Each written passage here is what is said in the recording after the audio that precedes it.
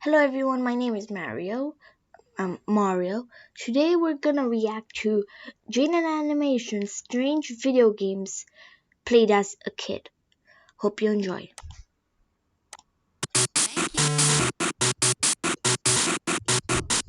Oh no, that door is not locked. I watched that woman just waltz right through. Let me in right now or I swear to— As a kid, my first video game experience was when my parents got me a Game Boy Advance when I was 5. I would lay on the couch sideways to be under the lamp so I could actually see the game because otherwise it was like playing nothing. My parents eventually got me that big bulky light add-on so I wouldn't have to look like a moth whenever I wanted to play Super Circuit. Those were classic childhood days I look back on fondly. It's weird how technology was so good, but also straight up crap. You can't see the games because the screen is too dark?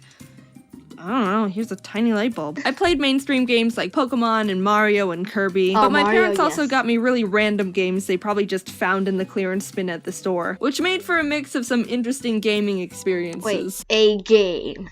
Interesting. Game Boy.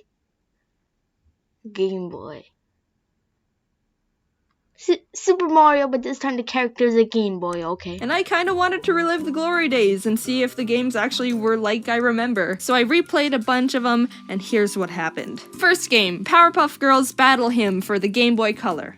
I didn't have a Game Boy Color, so I got to play it on my Game Boy Advance SP with half the cartridge sticking out. I also don't remember being able to get past the first stage and just replay the first screen all the time. Granted, as a kid, I loved the feeling of starting a new game and would always restart a Pokemon file because I liked the clean slate feeling. So I was like, maybe I never got too far because of similar reasoning.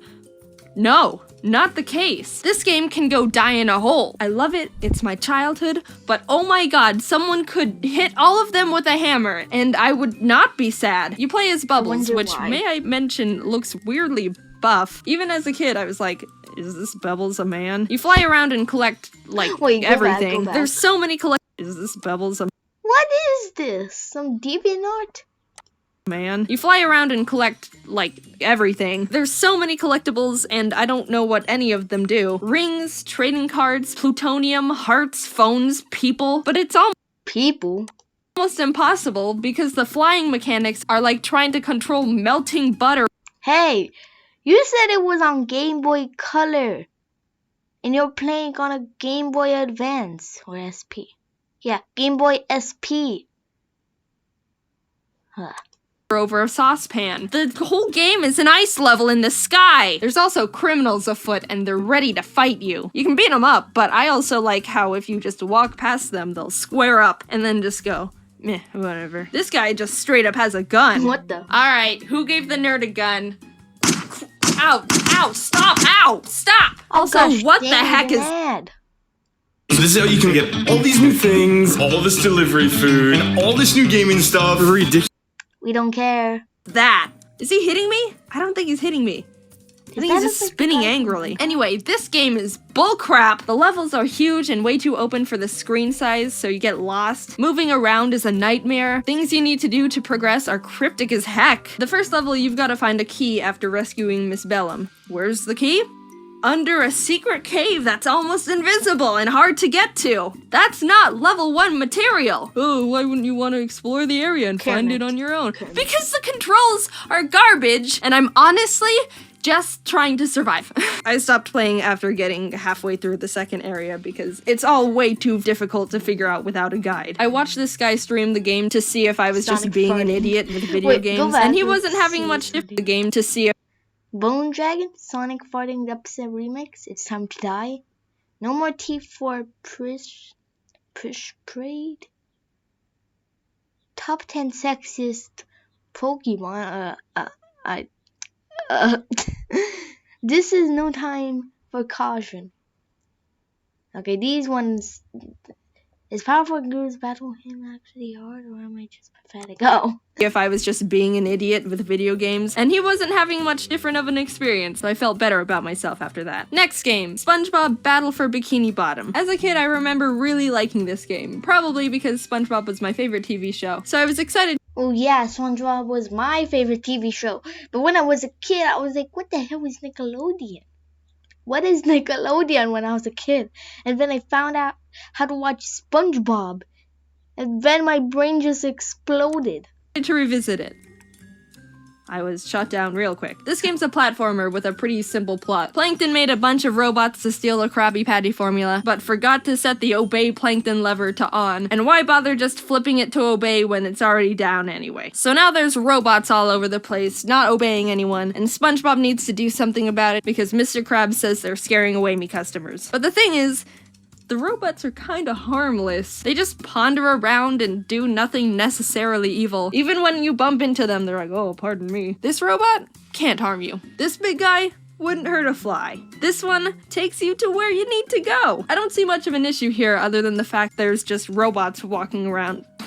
What was that? Does someone have a gun? Oh my god, this one's just a bazooka. So the majority the bazooka looks like the bonsai bill from Mario.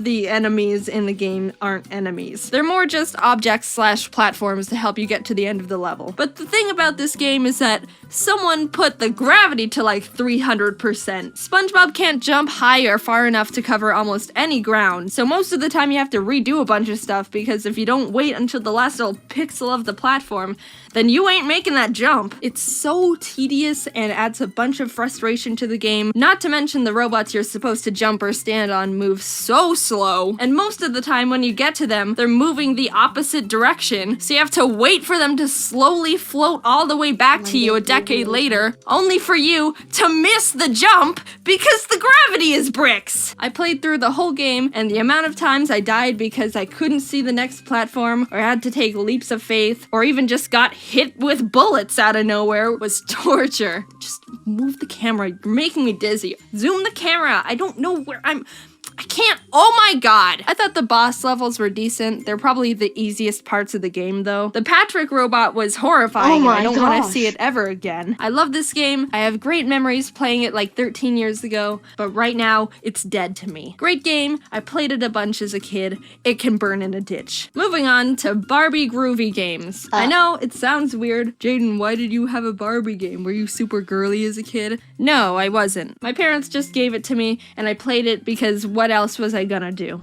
Not play it? Unlike the other games I've talked about so far, this one's just a bunch of Barbie-themed mini-games. Tic-tac-toe, draughts, which is a fancy word for saying checkers, this weird horse racing version of Hangman, Connect 4. Fun fact about me, I will always lose at Connect 4. I think what happens is I just get too focused on what I'm doing to notice the other person winning. I suck at Connect 4 and I'm proud. There's a bunch of other games on there, some suck more than others, but the one I remember the most as a kid was Barbie's version of Snake. Conga line. I'm not joking. They took Snake and were like, but what if instead of a snake eating apples, it's a bunch of Barbies dancing in a conga line, and they can like pick up Barbies along the way to make a longer line. I love this game. It's stupid and hilarious, and I can't get enough of it. You know what? I played Snake yesterday and found the god snake that can never die. Let's move on. Look at those moves! They are having the time of their life in this bedroom, I think. Also, when you miss one of the girls, it becomes a weird, like, cult dance. Imagine that scenario right there in real life. That's terrifying, and I want it to be real. So the Barbie game was pretty fun. I lost at most of the other games against Teresa, but we don't need to talk about that. It's one of those pick up and put down wherever you want kind of games, and I understand why I liked it as a kid. Finally, we've gotten to the last game. This one's a bit different because it's a plug and play game. I had a couple of these as a kid. The SpongeBob plug and play, and the Nicktoons plug and play, and also the Disney one, but I didn't like that one as much. The Nicktoons plug and play was my favorite as a kid, so I wanted to replay that one. There's a Fairly Odd Parents game that's kind of just Pac-Man, Jimmy Neutron game with ladders and aliens, it's alright. A SpongeBob board game thing you can play with friends, but the games that I wanted to talk about are the Rocket Power one and the other SpongeBob game. There's two, and this is the better one. I loved the Rocket Power one, and would mainly play the plug and play just for this game specifically. It's basically a top-down scroll game where you avoid obstacles, go through flags, and grab collectibles for points. But that wasn't my favorite aspect of the game. I liked this part. And now this So let's say you have to read an incredibly long email from your boss that you an incredibly long email from your boss, your baby. have to finish before the big meeting That makes more sense. You get points from jumping and literally demolishing other skateboarders. My Did you just see that? 7-year-old self would go out of my way every level to destroy as many other children as possible. I didn't care how much it slowed down my time. That was not my objective here. Overall, 10 out of 10 game, entertained me for years. 10 The out of 10 for the game. They kill children. objective of the SpongeBob game was to shoot Krabby Patties into the mouths of everyone in town and grab the money they toss on the ground. I mean, it's not conventional, but I guess there's nothing particularly wrong with that business exchange. Everyone just wants a Krabby Patty, so as long as you don't run out of patties, you can kind of just shoot them at whoever. Oh, jeez. Sorry about that, man. I didn't... Alright, besides that guy, you can just shoot them at- Oh no! Is that kid dead? What happened there? I mean, he looked not too upset about the fact I just popped his balloon while he was dangling 15 feet in the air. Oh, I okay. guess the world moves on. I'll just not think about it and keep doing this Krabby Patty stuff. Now think about it. Just call the ambulance. Alright, cool. It didn't hinder me at all in the end. It was for the greater good. Another 10 out of 10 game. That was my nostalgic trip down weird video game lane. It was surprisingly fun and also not fun to revisit these old games. Opening them up again and seeing the graphics and hearing the music gave me immediate flashbacks to when I played them 15 plus years ago. But also trying to actually beat them made me want to never play them ever again and kind of tainted the illusion they were good and fun games. Looking at you, Powerpuff Girls and Battle for Bikini Bottom. Did I have fun? Yes. Kinda. Alright, I actually think I had more frustrated hours than fun hours. But did I have at least a little fun? Yes. The ratio doesn't matter. That much. Should you do this? I don't care. This was a fun video to make. Not because I got to play video games for- That's it for this video. I hope you like and subscribe. I hope you subscribe to Jaiden Animations as well. And bye.